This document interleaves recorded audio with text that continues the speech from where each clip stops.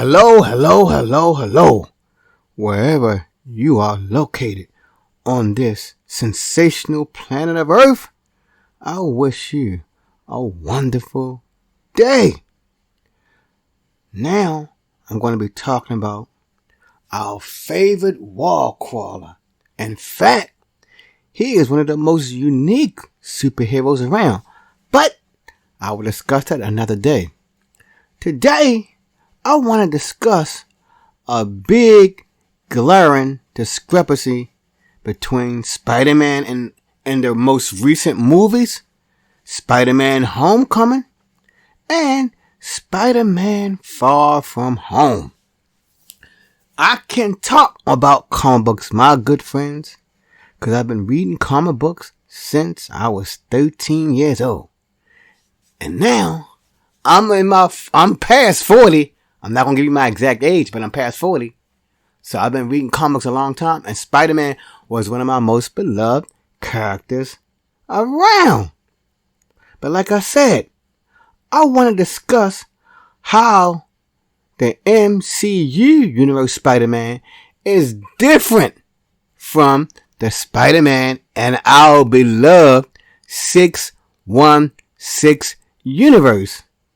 Now, I think in the most recent movie that we saw, the so-called Mysterio character, who was a fraud, claimed the universe that Spider-Man lived in was 616. Now, if I'm wrong, you all can leave me a comment in the comment section to correct me.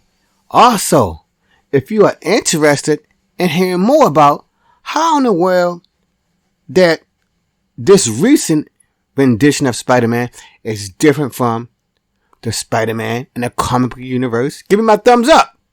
And of course, you're free to subscribe and you're free to leave a comment. Here's how they are different. Now, I know Spider-Man has recently changed within the last 5 years or so. But originally, when I was reading Spider-Man, really, for 20 so more years or so, and definitely probably 40 years of his life, no one really knew he was Spider-Man. The only person who I believe who bona fide knew he was Spider-Man was Gwen Stacy. And unfortunately for her, my dear friends, she's no longer in the land of the living. You get my point? Now, she may have been cloned or made a copy of, but I know the bona fide Gwen Stacy, who was romantically inclined with Peter Parker. She's no longer here. For 30 years or so, she was the only person who knew about Peter Parker's identity that I know about in comic books. All my years as a teen, here's the catcher. Whenever Peter Parker was in a conversation with his good friend the Human Torch, Daredevil, whoever, he never, ever showed his face. That's right. In my 20s and 30s of reading Spider-Man, now I know recently in early 2000, he let the world know he was Peter Parker. But then something happened with him and Mephisto to change his continuity. But before that, before the Mephisto event, he never let no one see his face. Now, some people may have known he was Peter Parker because they had heightened senses, such as Wolverine and Daredevil. They knew who he was, whether he was dressed as Spider-Man or not, because he had enhanced senses. But for the regular mojo, such as Aunt May, such as Mary Jane Watson before he got married, they didn't know who he was. They had that suspicion, but he never said, "I'm Spider-Man." When he used to, as I stated earlier, when he used to talk to his good pal, the Human Torch, in the 60s, 70s, 80s, maybe even the 90s, he always just showed his face. I'm sorry. He only showed his mouth. He didn't show his entire face. His identity, he took serious. He hid that identity. But in this MCU universe, it's like everybody knows he's Peter Parker. His friend Ed knows he's Peter Parker. His aunt May know he's Peter Parker. Ant-Man, right-hand man, know he's Peter Parker. Nick Fury know he Peter Parker. Now, Mary Jane Watson know he Peter Parker, but of course he told her. But how can Ed know he's Peter Parker? How can Aunt May know he's Peter Parker? Unless, in those movies, he had a weaker spider sense. Because in the comic books, dear people, when I was reading them, even though Peter Parker loved his Aunt May, his spider sense warned him, hey, somebody ready to open the door. Get out there and get on the building ledge. Hide from her. Don't let her see you all bloody and beat up. His spider sense warned him. And this movie, and the two Spider movies, his spider sense seems to be reduced.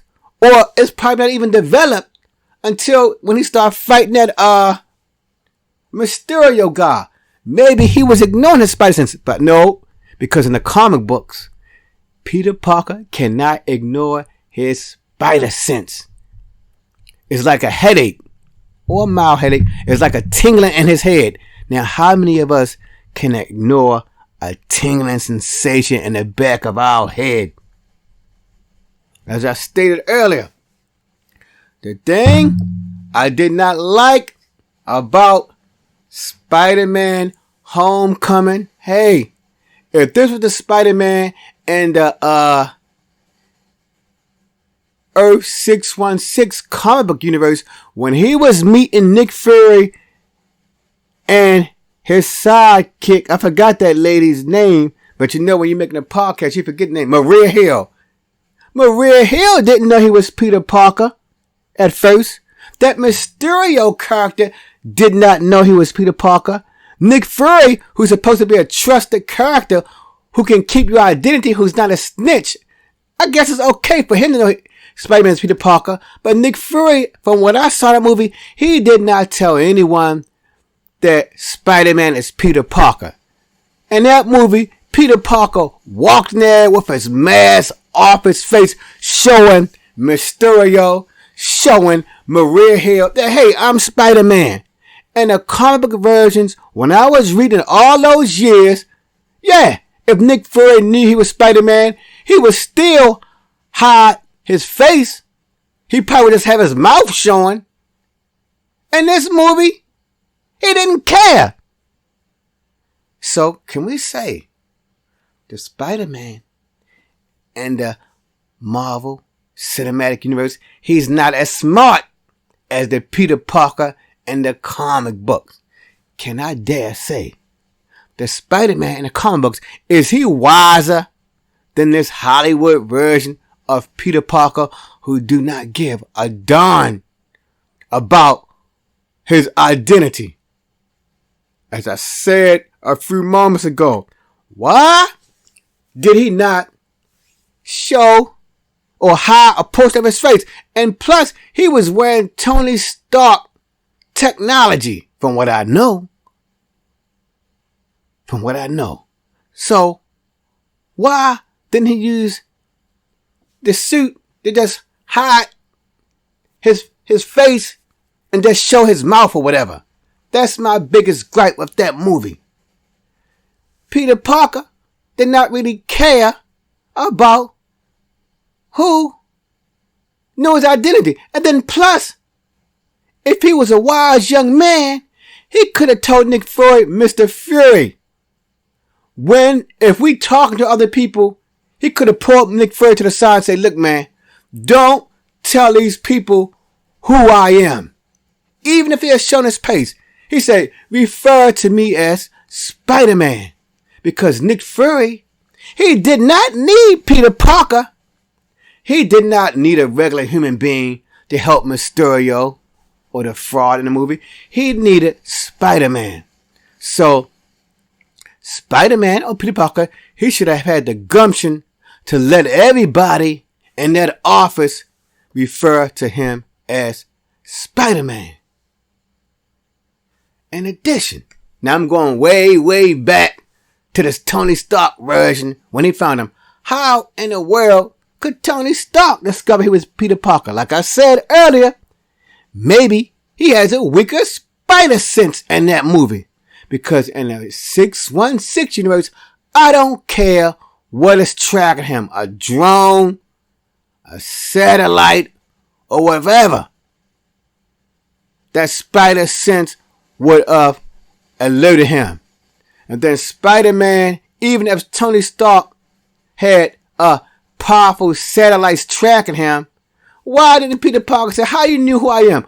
Was you tracking me? Was you violating my rights as an American citizen by tracking me? He could have said that to Tony Stark, but of course we know, good people, it's just a movie. In real life, you know you can say stuff like that. Are you a pervert for trying to find out who I am?